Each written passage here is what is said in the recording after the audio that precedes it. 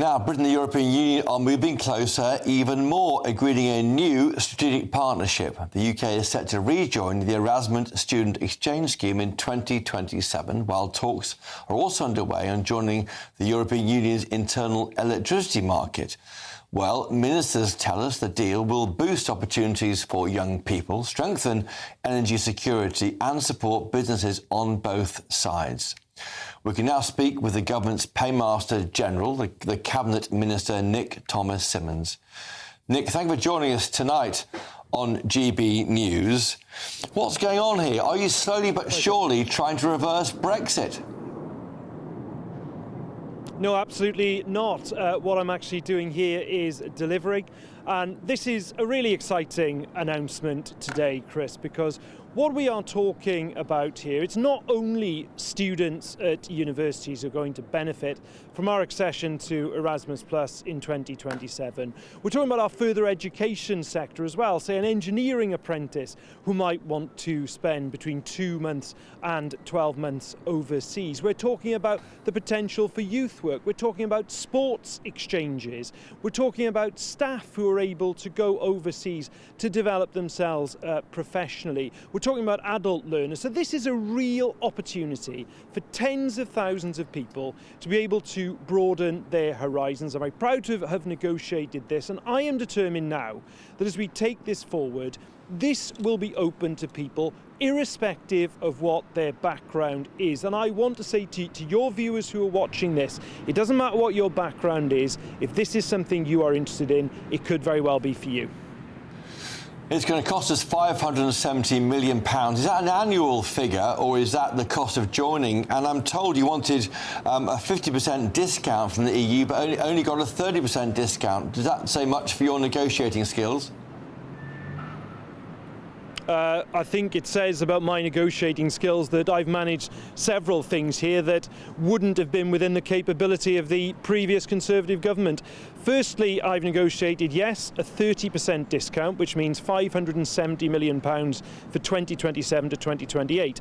But what that is that contributes to a pot of money, much of which we're flowing back here to the UK in the form of grants to those people, particularly young people who want to participate. But the other thing I've done, Chris, because you make a fair point about this being fair and balanced. So what I've said and what I've got agreed is 10 months after we start this programme, we will look at that balance between the cost and the participation. We'll have the actual data then of the number of people here in the United Kingdom who have benefited, which makes sure that we are absolutely doing this on a value for money basis. That is the test that I have throughout this process actually applied. Where something isn't value for money and isn't in our national interest, I won't sign up to it. Where it is value for money and in our national interest, I will. There's nothing more important than keeping your money and your identity safe online. And with so many VPN options available, choosing the right one can be pretty daunting.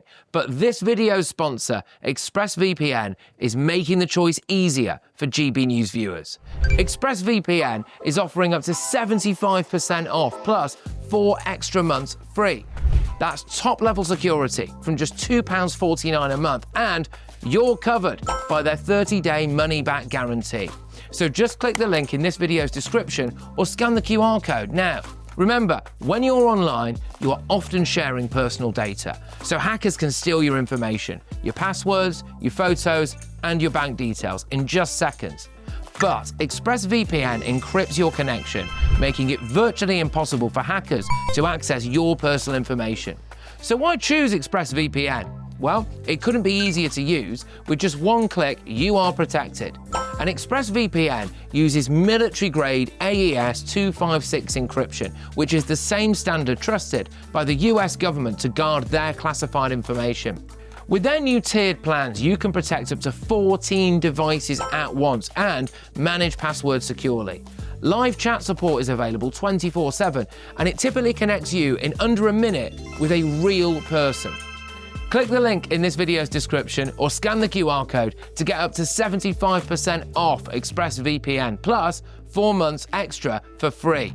Start protecting yourself today with ExpressVPN. And who benefits the most? Historically, Erasmus goes back to 1987, but it has been more European students coming here than vice versa. Is it something they want to do more? Will it involve more the European Union migrants coming here? Well, for a start, these are not migrants. These are people who are coming for specific purposes for 2 or 10 months for a very short period of time. They don't go into the net migration statistics that I've discussed with you many times, Chris. But secondly, it is to make sure that this is fair and balanced. But this is about opportunities for people, this government delivering opportunities for tens of thousands of people. And I want to make sure as well that irrespective of your background, this is accessible for you. It isn't just about university students. The actual programme has changed significantly, even in the last 10 years. It is about those work placements and opportunities for people to study and broaden their horizons. I think it's fantastic. OK, Nick Thomas-Symonds, thank you for this. Can I remind you from Prime Minister's questions about remarks made earlier by the Prime Minister, Sir Keir Starmer? Here's what he said about the Runcorn MP, Sarah Pochen. Elections are happening so fast that at Christmas the Leader of the Opposition is going to be left home alone. And the member for Runcorn is clearly dreaming of a white Christmas. So there we had it, that remark there about hoping for a white Christmas. Is he saying that Sarah Pochen is racist? Well, I think he's just making the point. I think it refers, I can't remember off the top of my head, Chris, now there was a previous remark I think that Sarah Pochen had made. You'll have to remind me precisely what the words that she used were, but certainly the Prime Minister was holding Reform to account for not only things they've said, but things they've done. And I thought that when he opened Prime Minister's questions by talking about people coming from the East bearing gifts, you best report them to the police. I mean, I say that as a Welsh Member of Parliament. We've got Nathan Gill, who was, of course, Nigel Farage's right-hand man in Wales, who's currently serving a 10.5-year prison sentence. So I think the Prime Minister is absolutely right to call out reform. And Nigel Farage, of course, called him treasonous for what happened there in that case. Today we've had over 500 migrants crossing the Channel today, hundreds more at the weekend after 28 days of no crossings. Why can't you control these borders for us? Well, that's exactly the work that we are doing. If there was a single lever we could pull to stop these crossings, we obviously would have done it. But it is because there are a number of things we have to do. Changing the laws here in the UK so you can have the same powers to tackle people smugglers as we do terrorists. Conservatives and Reform, you'll have to ask them why they're opposing that. But we're driving that through. It's then the work we're doing with other countries alongside our Border Security Command. That's why we've got the pilot scheme in place with France. We've had a period, as you say, Chris, where there were no crossings at all for several weeks. We then had the numbers that you have suggested. But what we are absolutely determined to do, because that's what the British public want to do, is bear down on these numbers. It's about international cooperation and domestic decisions as well. Nick Thomas-Symonds, the government's Paymaster General, thank you for joining us tonight on GBNews. We do appreciate it. Thank you for joining us. Thank you. I'm joined now in the studio for some analysis of what he had to say there by GBNews' chief political correspondent, Catherine Forster. Catherine, you heard it there from Nick Thomas-Symonds. No plans to reverse Brexit, but we are tiptoeing towards being where we were before that referendum decision back in 2016. Yes, well, of course. Sir Keir Starmer, going back a few years, was the shadow Brexit secretary, wasn't he? He led the charge for the second referendum that never happened, and before the election they basically went out of their way not to mention Brexit. In fact, for the first year they went out of their way not to mention Brexit. Now they have hit upon mentioning Brexit frequently and laying a lot of blame at Brexit's door for the fact that things are not going very well for this country in many ways.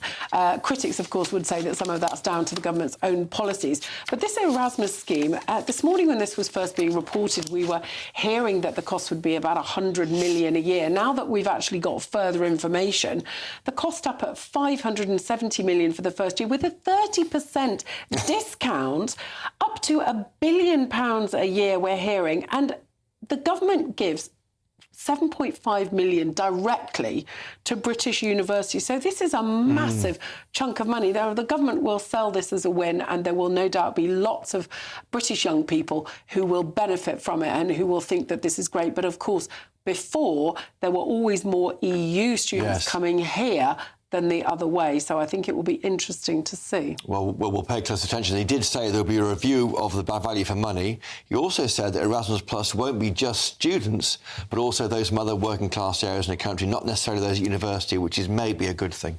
I think that would be a good thing. Yes, they've said it will also be open to mature students and people doing apprenticeships. We need to see a lot more of those. Catherine Forster, thank you for joining us today. Very busy day for you in Westminster. Thank you for joining us today, our chief political correspondent there. Now,